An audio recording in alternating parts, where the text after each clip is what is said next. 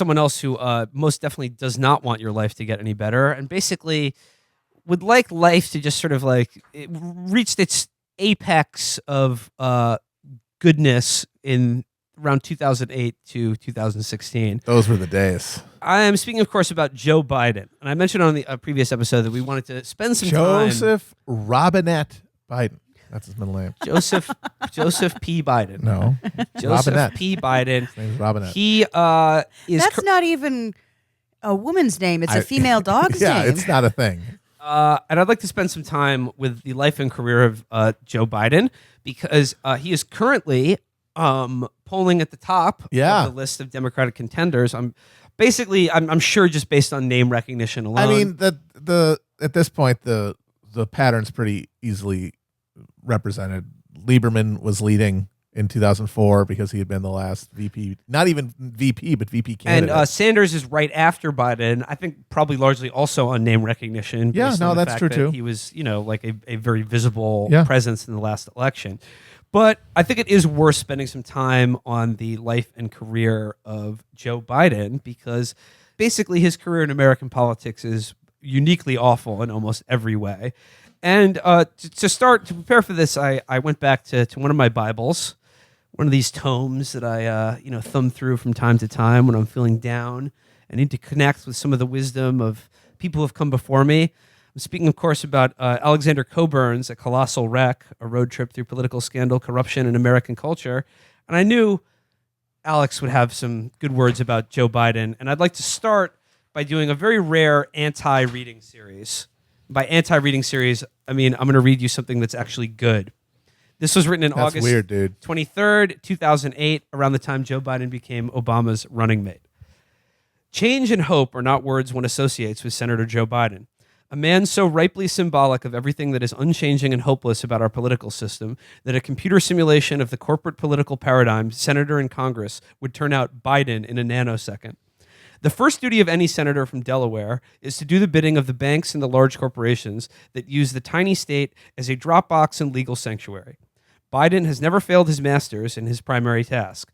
Find any bill that sticks it to the ordinary folk on behalf of the money power, and you'll likely detect Biden's hand at work. The Bankruptcy Act of 2005 was just one example. In concert with his fellow corporate serf, Senator Tom Carper, Biden blocked all efforts to hinder bankrupt corporations from fleeing their real locations to the legal sanctuary of Delaware. Since Obama is himself a corporate serf, and from day one in the U.S. Senate has been attentive to the same masters that employ Biden, the ticket is well balanced. The seesaw with Obama at one end and Biden at the other dead level on the fulcrum of the corporate capital. Another shining moment in Biden's progress in the current presidential term was his conduct in the hearings on Judge Alito's nomination to the U.S. Supreme Court. From the opening moments of the Judiciary Committee's session in January 2006, it became clear that Alito faced no serious opposition. On that first ludicrous morning, Senator Pat Leahy sank his head into his hands, shaking it in unbelieving despair as Biden blathered out a self-serving and inane monologue lasting a full 20 minutes before he even asked Alito one question. In his allotted half hour, Biden managed to pose only 5 questions, all of them ineptly phrased. He did pose 2 questions about Alito's membership of a racist society at Princeton, but had already undercut them in his monologue by calling Alito a man of integrity, not once but twice, and further trivialized the interrogation by reaching under the dais to pull out a Princeton cap and put it on. Oh my God. A Delaware newspaper made deadly fun of him for his awful performance, eliciting the revealing confession from Biden that I made a mistake. I should have gone straight to my question. I was trying to put him at ease. Biden is a notorious flapjaw. His vanity deludes him into believing that every word that drops from his mouth is minted in the golden currency of Pericles. Vanity is the most conspicuous characteristic of U.S. senators en bloc, nourished by deferential acolytes and often expressed in loudest sexual advances to staffers, interns, and the like. Why did Obama choose Biden? One important constituency for Biden was no doubt the Israel lobby inside the Democratic Party. Obama, no matter how fervent his proclamations of support for Israel, has always been viewed with some suspicion by the lobby. Wonder why. For half the lifespan of the state of Israel, Biden has been its unswerving acolyte in the U.S. Senate. That was Alexander Coburn writing on August 23rd, 2008 about Senator Joe Biden. You know what's the freakiest thing about Biden? Genuine, unnerving, weird thing about him that makes me makes him feel like a lot of these guys, just like, you're a lizard man. He always bragged about the fact that he's one of the poorest senators, right? Like, he never had a lot of money. He's got like a 6-figure net worth. They made a lot of that in 2008. What a fucking loser. Well, that's what I'm saying. It's like he was an absolute crook and corporate bagman for all the insurance companies and credit card companies that run Delaware. And he didn't even get he didn't get a boat out of it or anything. Yeah. What kind of freak is like, yes, I will be your Renfield in the Senate. And no, thanks. Your gratitude is all I need. To be fair, though, your money goes really far in Delaware. That's true. Yeah. Do you know? I just want to ride the train. I don't need a boat. Do you know how much like a crooked Cook County alderman makes? Like, they're just caked up. But that's Michael Madigan is just fucking dumping out stacks, but because this Biden, it's the power. And it's the press. That's what he doesn't give a shit. He's a true believer. It's actually more disturbing than someone that's just purely corrupt. He should have been a YouTuber. He should have been. He has the personality of a Jake Paul. He has the same shit personality. Shut the fuck up. But I love that Alito thing is great. Don't you hate it when you try to play good cop, bad cop, and you're like, oh, I just did good cop, good cop. I'm kind of astounded they fucking left him on the Judiciary Committee after the Anita Hill fucking hearings. Are you shocked? Shameful. No, I'm not. But it's Democrats. It's breathtaking how badly he fucked that up. Well, let's go over that. His role in the Judiciary Committee. He was instrumental in stopping Bork from getting on the Supreme Court. Yeah. But let's be honest, that was kind of a layup. You just look at that guy's weird flesh beard, and you're just like, no. And however, he was operating at a different time when we didn't think that, like, he was Bork was political in a way that was not common for. Bork would answer the questions about, do you believe women should be killed for getting an abortion? And it was Teddy Kennedy and his big balloon head and his speech that really nailed the coffin on Bork anyway. So we'll give Biden half credit for that. However, his performance during the Clarence Thomas hearings are world historically awful, and probably the most important thing he did as head of that committee at the time, controlled by fucking Democrats, was not allow any of the other accusers than Anita Hill, and there was at least two others who were willing to testify about Clarence Thomas. Would not let them. And then his cross-examination of Anita Hill was also horrible. Definitely very hostile. Treated her as a hostile witness for sure. Clarence Thomas will be on the Supreme Court for another 30 years thanks to Joe Biden. Let's talk a little bit. Nanobots. Let's talk a little bit. We talk about he is a consummate bagman for the banking industry and being from the state of Delaware. He voted for something called the Regal-Neal Banking Efficiency Act in 1994, which allowed commercial banks to do business over state lines. And then he also voted for the Graham-Leach-Bliley Act, Financial Services Modernization Act of 1999, which famously overturned Glass-Steagall, which separated commercial from investment banking. That worked out well. So 2008 economic crash, he had his hands in that as well. Probably more famous, if you're familiar with Biden now, because he's taking more heat for it. He should be taking a lot of heat for the bank bailout in 2008, as well as all of these, financial modernization acts as well. But he is taking a little heat now because of his history with the crime bills and being being bad cop, finally being bad cop, but basically just to America's swollen underclass of people who sold like a dime bag of crack and got 30 years fucking time. Guys, I remembered to do it, but at the wrong time. He's the father of the crack powder cocaine sentencing disparity. Yeah, it was. Everyone was so excited about it too. The Heritage Foundation, for example, gave him a ringing endorsement for his role in the crime bill. This is now from a Jacobin article by Branko Marcetic. One episode in particular sums up Biden's record. In September 1989, George H.W. Bush delivered a speech outlining his national drug control strategy, in which he called for harsher punishments for drug dealers, nearly $1.5 billion towards drug-related law enforcement, and more prisons, more jails, more courts, more prosecutors at every level throughout the country. At the time, the Heritage Foundation gushed that it constituted the largest increase in resources for law enforcement in the nation's history, and it's now remembered as a key moment in the escalation of the war on drugs. For Biden, however, it was a half measure. Quite frankly, the president's plan is not tough enough, bold enough, or imaginative enough to meet the crisis at hand, Biden said in a televised response to Bush's speech. In a nutshell, the president's plan does not include enough police officers to catch the violent thugs, enough prosecutors to convict them, enough judges to sentence them, or enough prison cells to put them away for a long time. It's not creative. It's not imaginative enough. Where are the trebuchets to launch them into brick walls? Where are the giant human-sized mouse traps where you put crack in the middle and then they slap into their spines? Listen to this. Biden was already a tough-on-crime evangelist before this speech, of course. In the 1980s, Biden worked with his, quote, old buddy, arch-segregationist Strom Thurmond to pass several bills that fundamentally reshaped the American criminal justice system in the direction of more incarceration. They, along with Ted Kennedy, had worked on earlier unsuccessful proposals that raised maximum penalties, removed a directive requiring the U.S. Sentencing Commission to take into account prison capacity, and created the cabinet-level drug czar position. In 1984, they passed the Comprehensive Crime Control Act, which, among other things, abolished parole, imposed a less generous cap on good time sentence reductions, and allowed the Sentencing Commission to issue more punitive guidelines. Just following up that little hyperlink about his good buddy Strom Thurmond, I came across this anecdote. Joe Biden delivered Strom Thurmond's eulogy at Strom's own request. Saying of it, he says, "Some of you knew my relationship with Strom. Did I ever think when I got here I would become friends with Strom Thurmond? He stood for everything. I got started because of civil rights.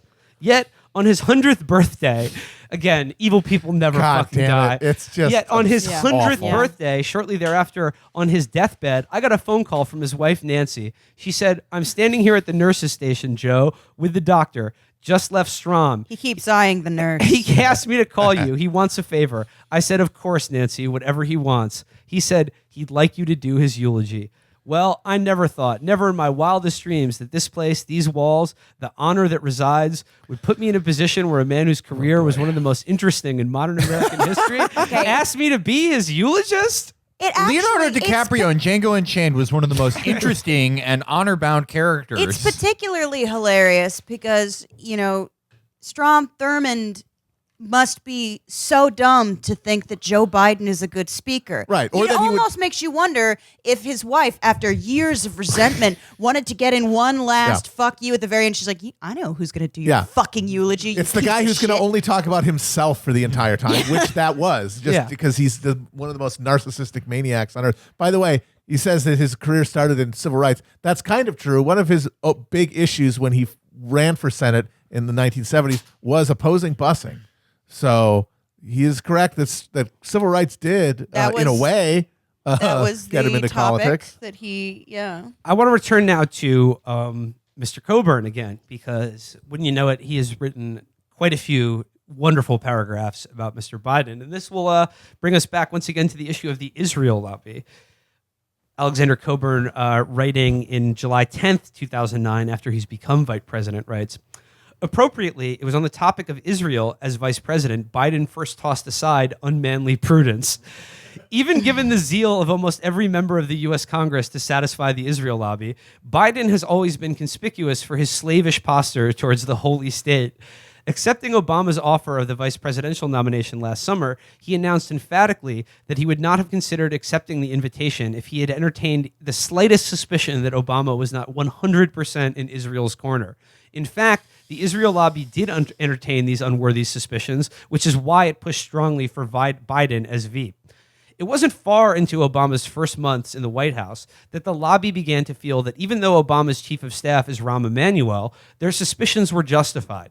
The president dared to mention in public the right of Palestinians to some form of state. He said that the settlements on the West Bank had to stop.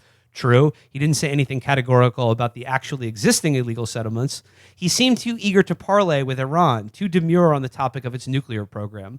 On July 5th, George Stephanopoulos interviewed Biden in Baghdad for his Sunday morning talk show on the ABC network and promptly put the question, if the Israelis decide Iran is an existential threat and they have to take out the nuclear program militarily, the United States will not stand in the way? Biden lunged for the driver's wheel and swerved U.S. government policy in a whole new direction. We cannot dictate to another sovereign nation what they can and cannot do when they make a determination. If they make a determination, they're existentially threatened and their survival is threatened by another country. The White House spent the next 2 days categorically denying that it was giving, via Biden, Israel the go-ahead to make a unilateral attack on Iran. The United States is absolutely not flashing Israel a green light to attack Iran, U.S. President Barack Obama told CNN in Moscow on July 7th. Then, in the same Stephanopoulos interview, Biden sucker punched Obama again, addressing the failure of Obama's stimulus program to halt the surge in unemployment and prompt recovery, a failure that has the president tumbling in the polls. In devising this program, Biden confided to Stephanopoulos, the Obama administration had misread the extent of the economic catastrophe it inherited. The truth is, we and everyone else misread the economy. The figures we worked off in January were the consensus figures and most of the blue chip indexes out there. So once again, back to Biden and his wonderful views on foreign policy and on banking. The Onion, remember? Yeah. He's like, cool grandpa. He was like washing a Trans Am in front of the White House. That's adorable. Yeah, dude. And he's just when him and Obama would get out there and they would just like, Obama would be like he'd be the straight man because he was adulting like a boss. But then Biden would be like, yo, I'm like a fucking line break joke from Weird Twitter. Check me out. Pretty good. I do have a soft spot, I have to confess, for Joe Biden because, like me, he overuses the word literally. And so I feel also like kinship. a YouTuber. Yeah, I feel a kinship to him on that. I mean, Matt, you hate YouTube, but like all of them being centralized there, Jake and Logan Paul, everyone else in Team 10, Shane Dawson, they can just do that for the rest of their lives and not become shitty center-right politicians. That's true. Until Logan Paul becomes president of the neo-American imperium. Well, I've been in Logan Paul's ear. I'm attempting to become the Rasputin of Team 10. I wish you luck. Sorry, one last quote from Coburn here. He says, no one thinks Biden is running the country, and maybe this is the core of Obama's Biden problem. Almost all politicians are narcissists, and Biden, more than most, is narcissistically vulnerable. It's why he so often got into trouble for lying about his achievements. It's why, as a senator, he couldn't stop talking. Yeah, and then he got so buffaloed by Obama as his friend that he allowed him to talk him out of running for president in 2016 when he probably could have beaten Hillary and definitely would have beaten Trump, which is what his pitch is now for 2020 is we can just do 2016 all over again. Mm-hmm. And that it'll be exactly the same. And then those 70,000 white people in the Midwest who flipped and led to Trump's election, they would vote for me. And he's right that probably would have happened in 2016, but things are different now. Yeah, but how fun is it going to be to watch him figure out during a debate or a speech that his window has closed? It's going to be funny because it's pretty clear that like there's no appetite for. I mean, when he goes out there and says, "No one's thirsting for Biden." Yeah, when he goes out there and says millennials are a bunch of pussies and should stop whining so much. I mean, who is that even for? Yeah. I mean, even Amy Klobuchar. Yeah, he's no last dragon. No, come on. Yeah. He can't even fucking touch Amy 2 Targaryen. Yeah, no, I mean that's just a small sample of his career. But if we could just go through it again, slavishly devoted to Israel and anything they do. If they want to launch a preemptive nuclear strike on Iran, he says, go for it. Live your truth. He big supporter of the Iraq War initially, before then, of course, becoming a critic and saying, oh, it was incompetently executed, of course. Bank deregulation and just generally being a courtesan to the credit card industry and every other corrupt corporation that has a mailbox in Delaware that allows them to evade taxation or regulation. Yeah. Insane tough on crime. Psychotic prison sentences for tiny amounts of drugs. Yeah. Violent thugs, super predators. I mean, honestly, he makes Kamala look almost good in that regard. I mean, but then again, she was in the front lines carrying out. Yeah, she was actually throwing them in jail using the laws that he'd passed. She was. So there you go. Who's worse? They're working together. It's the army